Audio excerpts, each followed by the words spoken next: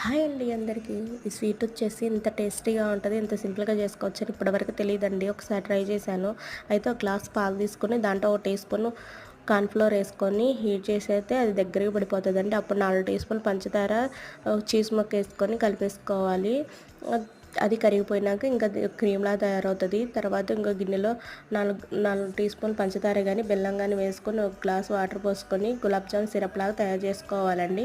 మరో గిన్నెలో సన్న సేమియా ఉంటది కదా! దాని పేరేంటో నాకు తెలీదండి. ఆ సేమియా తీసుకొని ఒక టీ స్పూన్ నెయ్యి గాని, బటర్ గాని వేసుకొని బాగా కలిపేసుకొని ఒక పొయ్యి మీద పెట్టేసి వాటిని కూడా హీట్ చేయాలండి. మాడకుండా చూసుకోవాలి. ఒక ప్లేట్‌లో తీసుకొని వేసుకోవాలి. ఆ సన్న సేమియా మొత్తం ఆ క్రీము మిల్క్‌తో క్రీమ్ తయారు చేసుకున్నాం కదా! అది వేసుకొని మళ్ళీ ఆ సన్న సేమియా మళ్ళీ పైన వేసుకోవాలండి. తర్వాత మనం సిరప్ తయారు చేసుకున్నాం కదా!